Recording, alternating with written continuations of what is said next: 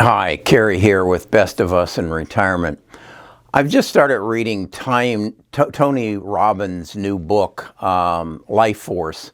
And I was reminded my first exposure to Tony Robbins was back in, I guess, the 70s when I was working for Polaroid and traveling all of Minnesota, North Dakota, South Dakota, and western Wisconsin, and spending a lot of time in my car. And I bought this group of probably 10 to 12 cassette tapes, if you remember cassette tapes, and listened to Tony's motivational and personal development talks, and he made a difference in my life. He gave me some direction. I was dealing with my own problems at that time.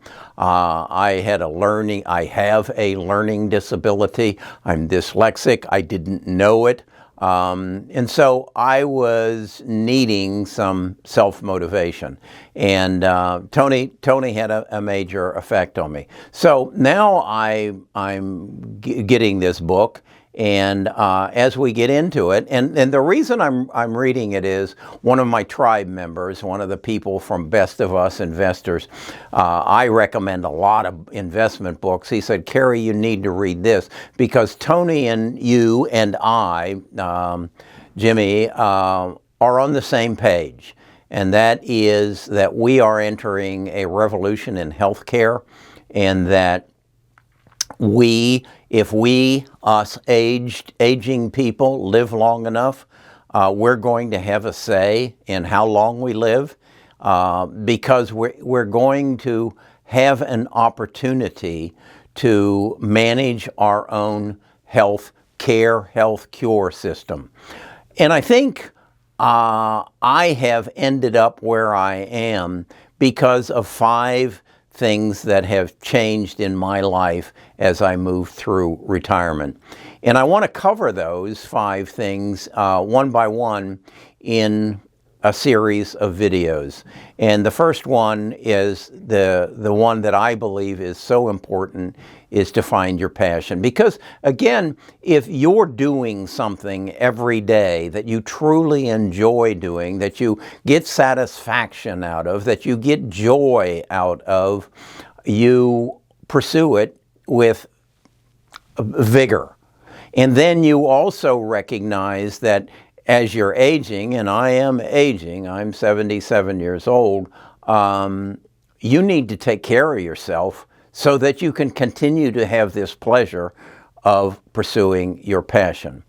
But I think before I get too deep into that, I need to explain my story.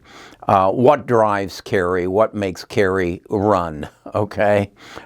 Because I think if you can go through a similar process, you can recognize and determine what makes, put your name into the sentence, what makes you run.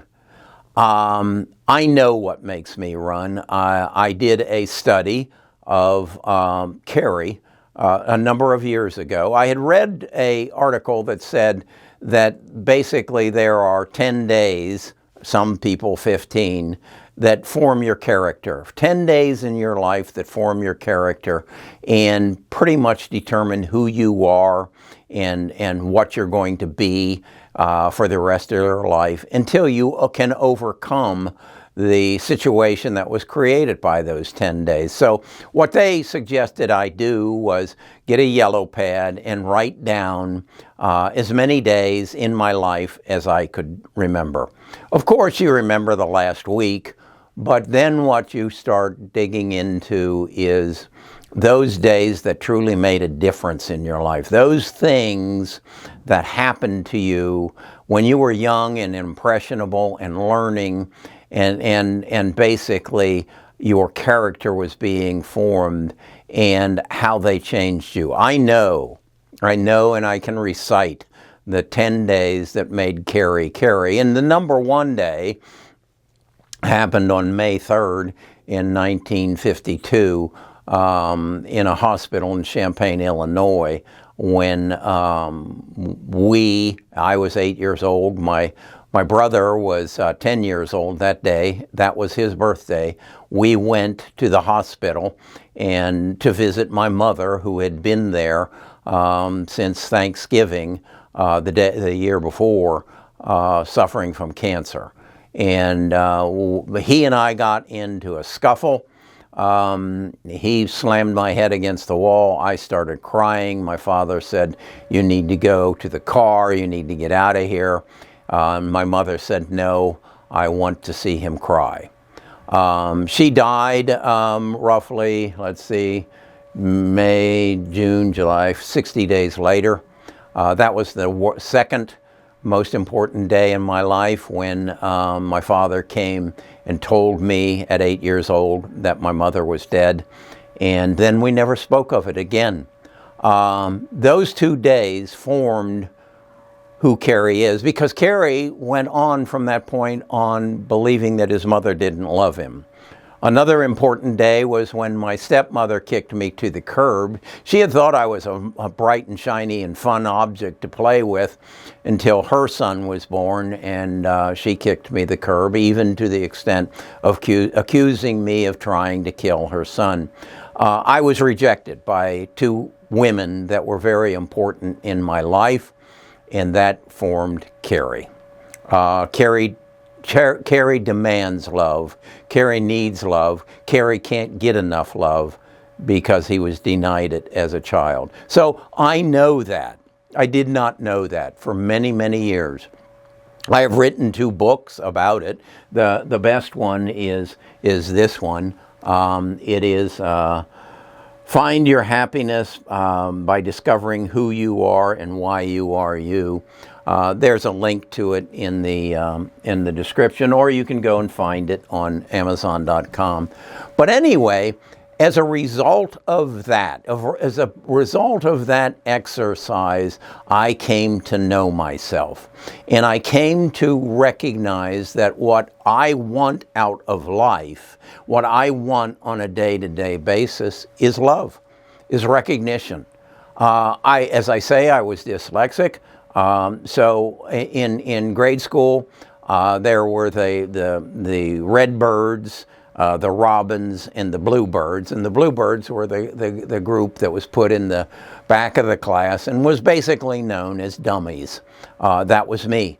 I did not know what dyslexia was. I actually didn't know I was dyslexic until in my early 70s, when I saw Henry Winkler being interviewed, and he explained that his mind would not process 3-syllable words, and that's why he could not read.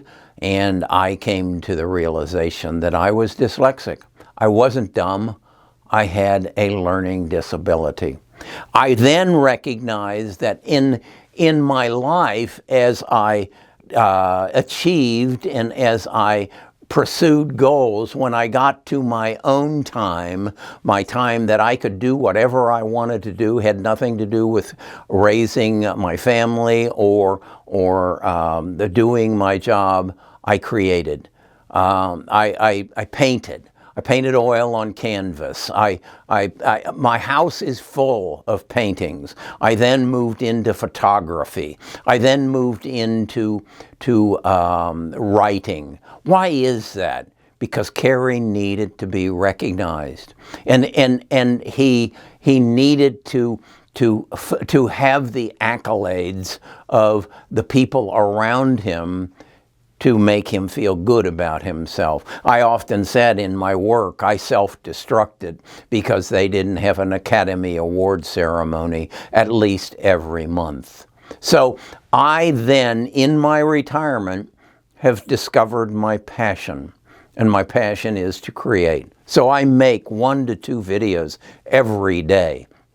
I am building a business because I have a passion to figure things out. I have figured YouTube out. I have learned just recently that the end is not YouTube. The YouTube is the means to the end, that there are bigger things on the other side of YouTube. And once you create a following on a YouTube channel, that opens up all kinds of opportunities to grow something even bigger, to reach out and help other people achieve their objective. Over on my investment channel, you'll see that I'm bringing other presenters in. I'm reaching out to young people and saying, you can achieve what I have achieved. Let me help you do that. And that's the recognition that I need to make my life fulfilled. As I do that, I have recognized that other things changed. Other things like my health. I have become the CEO of my health.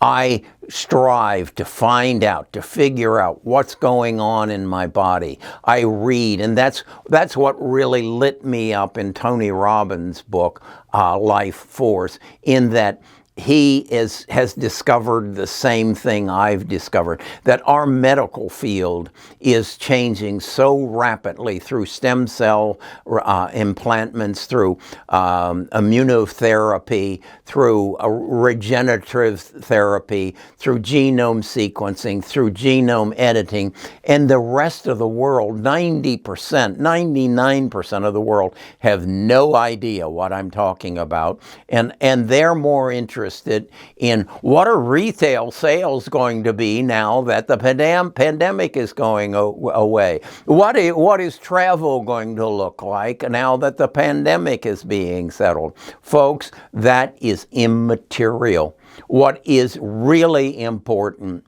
is how long are you going to live?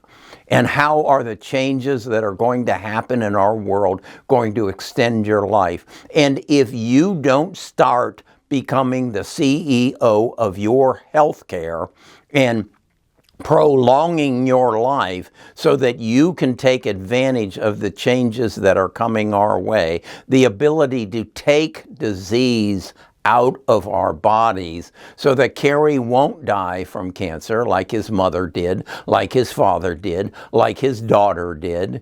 No. If I can live long enough, I can have cancer taken out of my body. I can even assist my grandchildren in having it taken out of their bloodline. Yes, go in and alter my granddaughter's eggs to take cancer out of the bloodline. Go into my grandson's sperm, take cancer out of their bloodline, and no one with the last name of Grinkmeyer or associated with a Grinkmeyer will ever have cancer again. And this same thing can be done for heart disease, and the same thing can be done for Alzheimer's. And if you and I can only live long enough, we can benefit from this. This is where we're at right now. We're in a race, and you, like me, have to recognize that there are 5 things that you need to do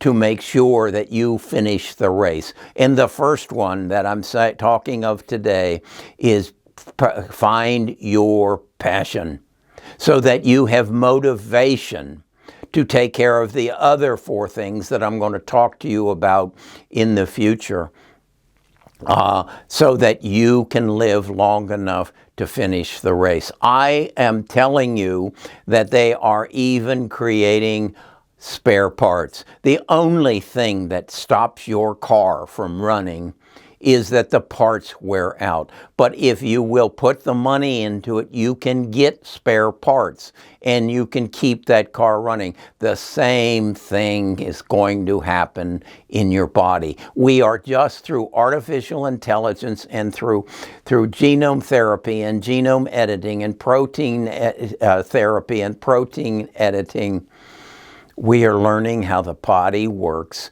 and how we can keep it working beyond what you think your life expectancy is now. But you have to manage it.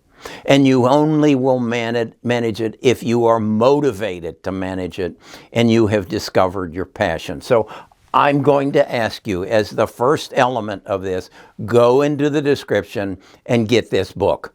Read this book. I will walk you through how I discovered my passion and then how I have pursued it and how I have achieved the level of life that I have, to where I can openly say the best half of my life has just started.